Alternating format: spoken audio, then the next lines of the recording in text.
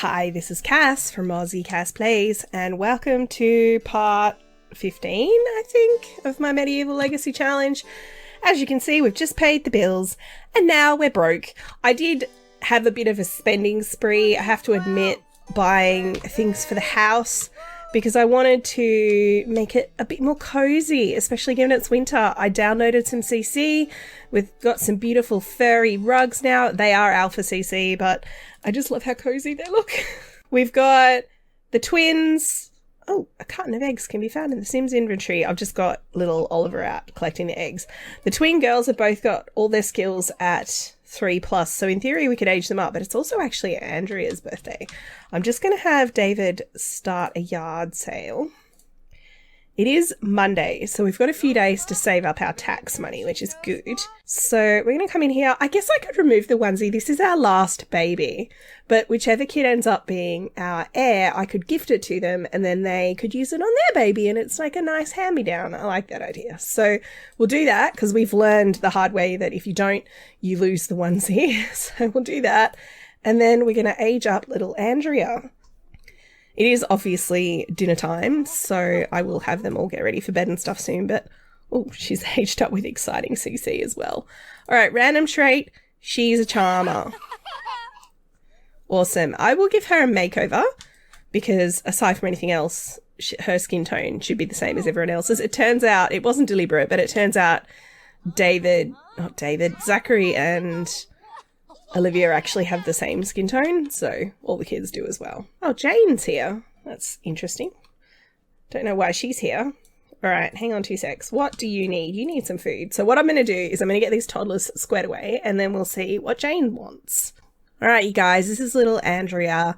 Yes, she's in clothing from the Star Wars pack. I ended up buying it on sale because I figured that's the price of a stuff pack and I wanted it for the build and buy and the Cass assets. Some of the Cass assets will really work for the medieval challenge because it's like layers and kind of earth tones and stuff. I feel like we can stretch our imaginations, not for the women because the women wear dresses and none of the Star Wars assets are dresses, but for toddlers where, you know, you can be a bit more flexible, I guess, in what they're wearing. Well, at least I certainly am. I mean, you know, my other kids are wearing seasons outfits with legs and stuff just because I don't have proper dresses for toddlers. And it came with a cute new hairstyle. That's the Ray buns thing, which I think is actually quite a cute hairstyle. So it's not that I don't like Star Wars. I just don't think it has a place in The Sims 4 and I won't be using any of the Star Wars gameplay, such as it is. But yeah, anyway, so I've got the toddlers all having, you know, actions queued to take care of their needs. He's running his yard sale. We've got someone coming, which is nice. Now, where did Jane go? There she is. Let's go and, I guess, invite her in, see what she wanted. It's a bit strange that she just randomly showed up and now she's waving to my mailbox. I mean, okay, sure. Oh, and Delilah's out here talking to one of my kids. We're going to sit down and be like, hey, Jane, how are you? Now, these guys don't know each other that well. They have met in town and stuff, but we're going to talk about the weather because, you know, it's a bit strange that she's come all the way here in the snow. And she's like, I've been going around seeing if people have heard the news. Now, Jane's a bit of a gossip. That's just her personality. So she's heard some very exciting news and she wants to share it with everybody. She's also here visiting friends on the island. So, you know, there are reasons. Hey, Delilah. Speaking of friends on the island, maybe they came together. And Delilah also has the same news, which is that the Queen and her child and also Sir Leon have all passed away in one form or another. Now, the word on the street, and according to the town criers, is that the Queen and her son, because she was, you know how she was pregnant, she had a boy named Cole. So the Queen and Cole have both passed away from an illness.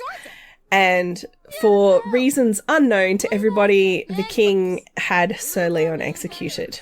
So this is obviously a big shock to everyone because, you know, when you live in a kingdom, you kind of get a bit invested in like the royal line and stuff, and Cole was the new heir. Obviously, everyone is speculating that maybe the oldest daughter, Princess Grace, may have had something to do with it. When Cole was born, she was disinherited, I guess. So this is all very scandalous and very exciting news, which little David over here is listening to avidly, and his baby sister is sort of just standing there. Oh, that's right. I told you to get food and then put the food away, didn't I? I'm a great mum. Let's pop the omelettes back on the bench for you. There you go, darling. She's like, thank you. I was getting hungry. And you were meant to be going potty. Come on. And what are you doing? Not going potty. I actually do need to get someone to potty train Olivia. Oh, I'm not sure I meant to buy this, but I don't hate it. Thanks, I guess. You're welcome. All right, our yard sale I'm going to end. We'll restock that table. But then I'm going to have to potty train Andrea. So we'll get that done. So obviously, you know, big scandalous news on the front of the king. And Olivia's remembering that when she was in town to buy the garlic, she saw the king at the bar with Sir Leon and Sir Reginald, I think his name is. So yeah, she saw them both there, and she's like, it's strange that the king would be drinking at like a local bar, you know? So she's kind of like, maybe that was weirder than I thought it was, but we're going to actually send everyone home because it is getting quite late and we do need to kind of get these kids squared away. I'm thinking tomorrow we will maybe age up the girls, but I just didn't want to do it. Actually, I think it's actually their birthday on Tuesday. It is. So it's actually their birthday tomorrow anyway. So we'll do that. We'll age them up tomorrow, which is exciting. We get to see how they look. Can I get you to potty train Andrea? No one has commented yet with opinions on the air, and I was originally leaning towards it being David, except Margarita commented on the last video and she was explaining the kind of way inheritance used to work, particularly in relation to the Kinglers and how Jared's moved in there. I thought that Jared, as the kind of male in the house that's married in, would have not necessarily authority over the estate or anything, but at least sort of a bit more decision making, I guess. Apparently, because the estate belonged to Simon, it goes to Finley as his son, and his mum manages it in the meantime. So Jared can live there with Marcy and his daughter, but it belongs to Finley, basically. Finley owns the house and Jared and Marcy are effectively freeloading. So what this got me to thinking was about the household here, because obviously David, as the eldest, is going to inherit the farm. That's guaranteed. So it seems, why is Caleb Vitor here? Okay, vampires. Ugh. I'm just going to leave it paused for a sec. I love Caleb, don't get me wrong. He's like my favourite vampire in the game, but still. So if David's going to inherit the farm, why would he be the heir who then goes to... Because the next generation is the merchant generation, or the servant. No, the servant generation, I think. So you're meant to like work on your cooking and mixology, and that you throw parties, and the throwing of the parties is you basically slaving away for the nobles. So the nobles will come along to your party and you cook and clean and generally fuss around them. And they have a very nice dinner party, and that's how you demonstrate you being their servant. So why would David, as the heir who owns a very productive farm, because the farm is doing quite well, why would he... Yeah, it doesn't make sense. So I think that means that our heir, logically, should be either Oliver here or one of the three girls, who would then be the servant. So I'm not super fussed either way. I think as the little ones grow up, like as the girls grow up, we'll get a better sense of the personalities. Obviously, at the moment, Rose and Isabella and Andrea are all kind of, they're very cute, but they are just toddlers, so you don't really know anything about them. The only thing we really know about Oliver, and I think I've actually been doing this off screen, so I should mention it now, is he is a creative type, and he's actually been spending a lot of time working on his creativity. He's got, I don't know why he continues to leave it out here in the snow. I had him practicing his violin, child's violin, outside because the kids were asleep in here and I didn't want him, like the toddlers were asleep and I didn't want him to wake them up. But he's been practicing outside, playing child's violin a lot. So I feel like he'd be more inclined to be a musician rather than like a cook and a cleaner and that kind of thing. So maybe it should be one of the girls. I don't really know. Anyway, those are my thoughts so far. But I'm actually going to have Olivia, because the vampire just showed up, make some garlic objects. She got this ability by reading... How many garlic has that used? I don't know. She got this ability by reading the book. So it's an unlock, a vampire skill unlock. So she's going to go to the door. I'm not going to invite him in. I'm just going to go here. Oh, wait, we're potty training the toddler still. David, are you done? David, come here. He's going to be like a friendly introduction because he doesn't know Caleb's a vampire. He's like, well, I was having a yard sale at 11 o'clock at night. So, of course, people showed up. He's like, can I help you, sir? And maybe Caleb's actually here because he's not part of Vlad and Teresa's coterie, like their coven, their vampire group. He's actually a child of Vlad but has broken out on his own, and I think he's actually here to ask whether Teresa has been seen in the area. So obviously this is not something that David's super keen on. I don't know if I want him to, like, yell at him, though. I think he's going to be like, let's see. I think he's going to trash. Do we actually know? Oh, see, Queen Mary's dead. She is dead. I did kill her. And so is Sir Leon. He's also a ghost. When I say that there's word on the street that they're dead, they're dead. You can tell. All right. Do we actually... I don't think he actually ever met... I think the only one that met Teresa in the household is Oliver, and obviously David Sr. did. All right, so we won't trash. Let's imagine we're trashing the vampire. Olivia's like, what the heck? You're a vampire. Get out. So we're gonna... Can I do... Suppose I have to do a rude introduction to him. She's come out and been like... What the hell? I recognize you and you're hissing. Like, it's pretty obvious. Let's be real, vampires are not super low-key. So she's brandishing this garlic at him, which should make him nice and uncomfortable. You should be uncomfortable now. Go away. And then can I... Is it a rude interaction? I think it is. So we are going to tell him to go away. She's like, get out. And she's, oh, the toddlers are crying. She's like, get out. And she's brandishing the garlic. We have to just imagine all of this because, you know, so get out, vampire, demon. And he's like, whoa, because, you know, Caleb's a sweetie. He's like, yes, ma'am. Very understanding, very respectful. And he hopefully will leave. David, stop. Oh my God, get out. He's gone in to get some water. Get out. Get out of my house. David's like, I think you need to leave now. He's probably, yeah, he's like, yep, I'm out of here. So that was very shocking because he's just streaked through this room and all the kids are like, whoa. So I'm going to have Olivia finish making these garlic braids and then get some. Oh my God. And that's Lilith. She looks beautiful. I gave them both like low-key makeovers to make them fit the period. They both look really cool. I am quite happy with them. But what the hell are they doing here? Okay, come on. We're making a garlic thing and we'll send her home too.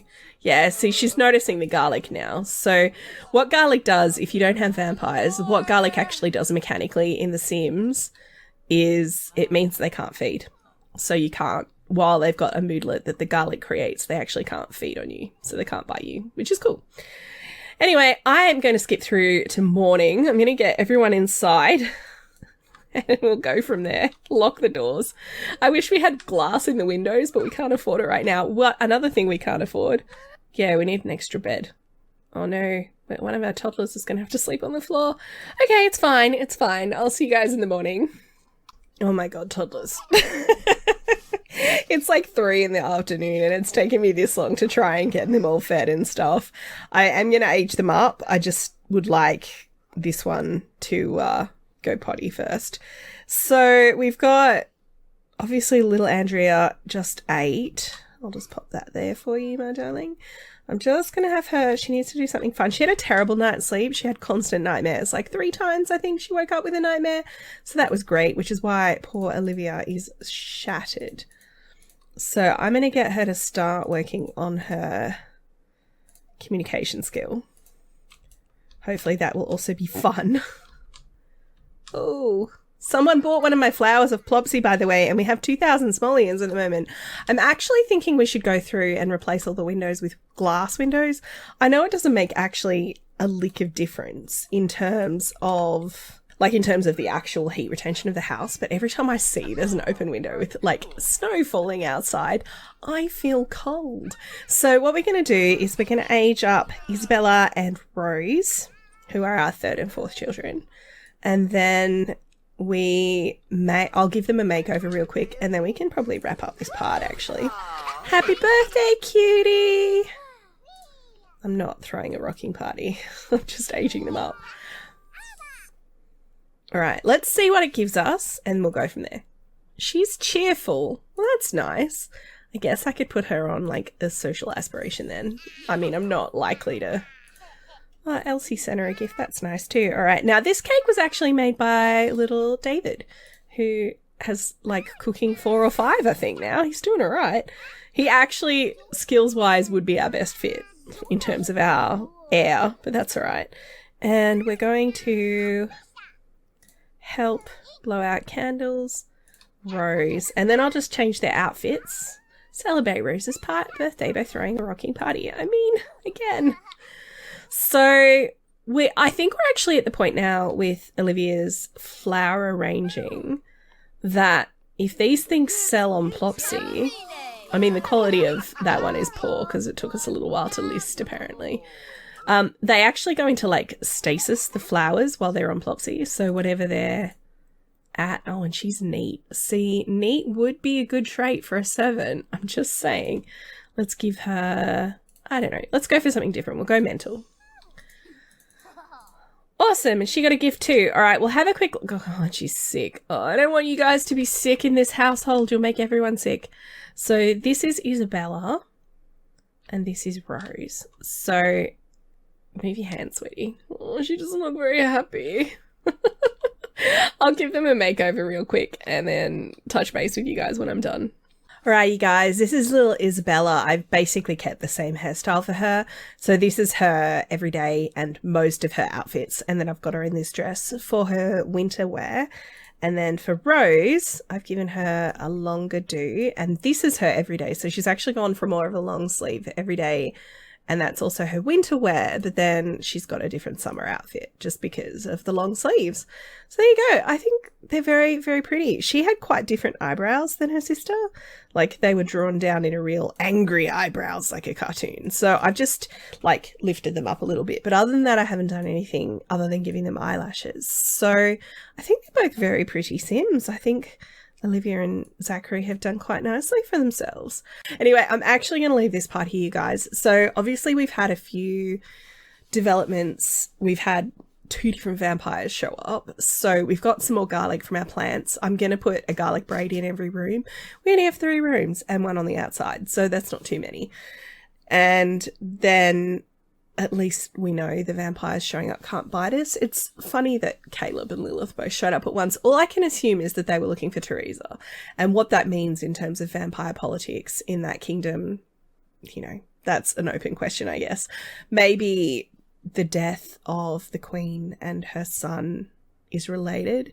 There's also the execution of Sir Leon, which happened after the queen died. So the queen died of an illness. So did her son, and then Sir Leon. I'm making a draws finger across throat gesture, whether that's because Leon was blamed for the death, like maybe he brought an infection into the house because he was sick, and then he recovered and the queen didn't. It's not known. There's lots of speculation around town, but it's currently unknown. So I'd love to hear your guys' thoughts on what that could all mean as well. Now, just in case you're wondering, the reason I'm running the royal family and having things happen there rather than having them be a static household until we can interact with them is because they're in the world. All of the Sims are set not to age, but the Sims that are noticeable or that we interact with, like the Smallies and the Kinglers, because they're our neighbours.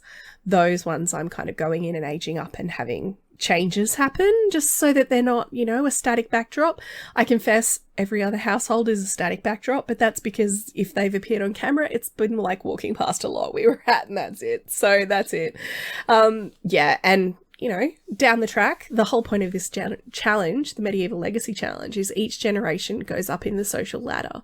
So we have a servant, I think there's a merchant in there, there's a cleric, like a priest in there, there's a noble, and I think the final generation is royalty. So obviously the descendants of the royal family, like the current king, his daughter, Princess Grace, the descendants of that line will potentially factor in to the descendants of Olivia and Zachary several generations down the track. So there you go. That's why I'm doing it. Anyway, that's enough blathering. I'm going to end this part here. If you've enjoyed, please like and subscribe. You know the drill. Don't forget to wash your hands. I will catch you next time. Thanks for watching.